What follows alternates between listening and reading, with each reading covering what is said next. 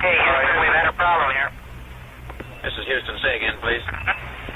Houston, we've had a problem. Houston, we have a problem. This is the second video about kinematics and calculus. We're going to talk about this concept called integration. So if you recall, in the last video, we talked about what a derivative is. And if you recall, it's like a ladder again.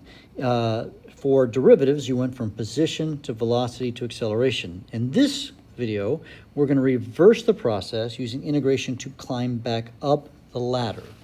So if you recall, the velocity, well, this is new. The velocity is, here's a fancy word, the integral. You might think of the word integral or integration as an anti-derivative. It's going backwards. It's doing what we did in a minute. So the velocity is the integral of acceleration. And the position is the integral or antiderivative of velocity. Now, here's something important. So let's talk about this. We've said this before when we talk about graphs. But if I have a graph of velocity versus time, then, let's do an acceleration versus time. And I've got acceleration versus time. And I've got some graph of some sort, right? I don't know. It could be anything. It could be any line. The area under an acceleration time graph is the change in velocity. So if I wanted to find that, the change in velocity, it would be the area underneath a AT graph.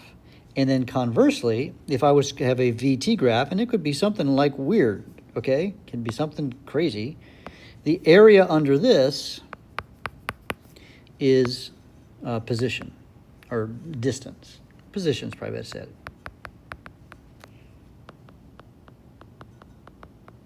Or distance traveled, or displacement. Maybe displacement's a better term. Okay? So how do you do the opposite of a derivative? Well, you can say the integral of t to the n is equal to t to the n plus 1 over n plus 1 plus a constant. Now, this constant is going to matter, by the way. So this is the integral of t to the n, and we say, that's an n, dt. That's the way with respect to time, because we deal with time a lot. And yeah, and there's a couple of rules. That is often called the power rule of integration. So it's the opposite of what we just did. So every antiderivative also includes an unknown constant. This is called the constant of integration. Now, in our case, what it really means, what is the constant? It's going to be the initial value. Depending on what you're integrating, it's either going to be x initial or v initial. So the beginning velocity or the beginning position, right? So if I have a position time graph, x versus t, and I start here instead of at the origin, and I go up here and down here, this will be what the constant means. Or if I have a VT graph, v versus t, we start at a speed here and we do something like that, then this will be v initial, right? Now, integration also has simple properties. There's the multiple rule. Basically, it means that if I have things that are multiplied together, right? Here, it's pretty small here. I should have redone this. The integral is this funny-looking S. By the way, why does it look like a funny-looking S? Because it kind of means you're adding things up. You're summing them. So if I have, say, a and then f of t dt, then the a, it becomes, you just multiply it. It's super simple. So if you've got a number, a coefficient in front of your t, then you just leave it, all right? So if I have the integral of 3t squared, what's that going to be? All right, it's going to be, let me think this through. It's going to be, we're going to take t and we're going to go up 1 to 3, and we're going to divide it by 3.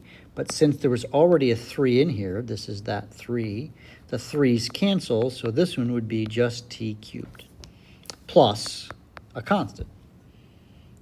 Make sense?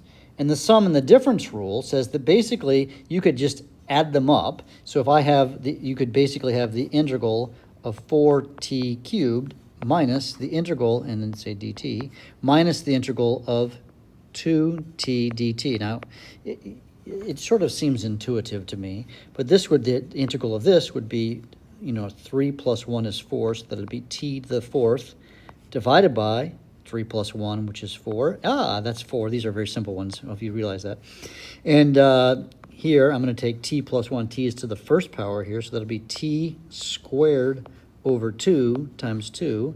You might notice that these are pretty ones. And then we get t to the fourth minus t squared plus a constant. Don't forget the constant. And the constant means something when we talk about physics, right? Remember, Isaac Newton invented the calculus because he was trying to explain motion. So let's do some sample problems. So we have an acceleration equation. It starts with a velocity of v naught 3 meter per second. Find v of t. So that means what I need to do is I need to find the integral of 4t, which would be t, and dt right here, t squared over 2 times 4, right? Because this 2 comes down, this 2 comes down here. So that becomes 2t squared plus a constant. But they gave you the original velocity, so that means that's equal to 2t squared plus 4. That equals your velocity, okay? Find v at 2 seconds. So the 2 means at 2 seconds. So at 2 seconds, we would say 2t squared plus 4 equals 2 times 2 squared plus 4. So that's 4, that's 8 plus 4, that's 12 meters per second. All right, let's look at this one. Now we have an acceleration and a velocity at position 0. All right, let's do the whole deal here. We've got this whole equation, so we know that the acceleration is this, and I want to find the velocity, v of t. So this will be the integral of this thing. So it's 6t, so I'm going to say that'll be t squared over 2 times 6 plus, now this, if you look at the 2, that's 2t to the 0, so I'm going to add that.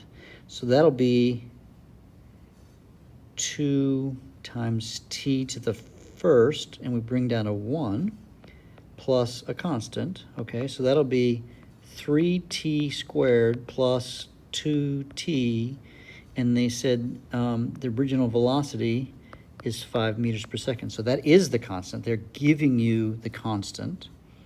And to find x of t, I'm going to take the integral of this, which will be x sub t, right?